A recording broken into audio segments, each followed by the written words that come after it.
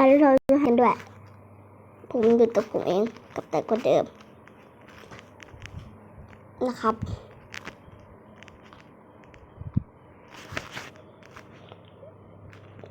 เดี๋ยววันนี้เราจะมาเล่นเกมนี้กันต่อจากครั้งที่แล้วนี่คือ EP ที่2แล้วนะครับEP ที่3พี่ใช่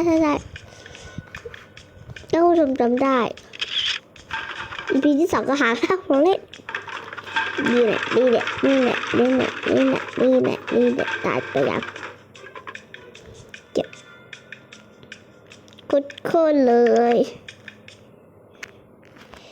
โฆษณาอีกแหละผมไม่ชอบโฆษณา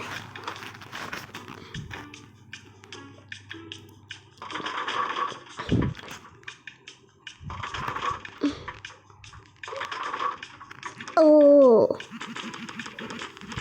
กูมานี่กับฉันเลย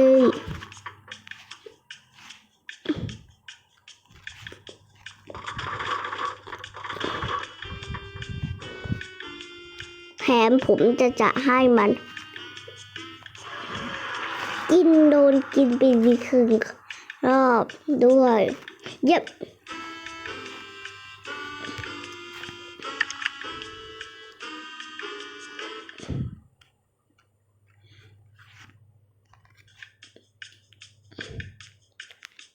จะมาซื้อนี้ได้ผมมีอยู่750 บาทที่เมื่อกี้ผมไปซื้อไปเราไป3 อันเลยคุณซุปเปอร์ไม่อะถ้าไม่เอาอะใครจะเอาเครื่องดูโฆษณาแล้วเนี่ยโอ้ยจับสักก็ดีแล้วก็ให้เฝ้าไปเลยนี่แหละ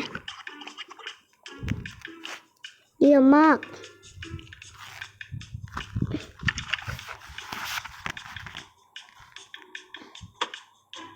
มาให้จับสักก็ดีโอ้เจ็บโอ้โห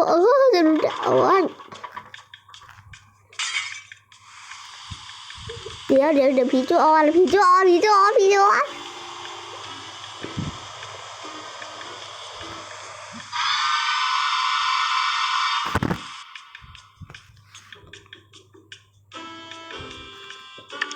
ธีจูออน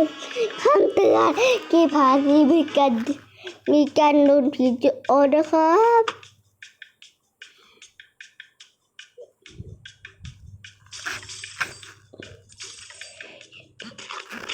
โอ้ยมา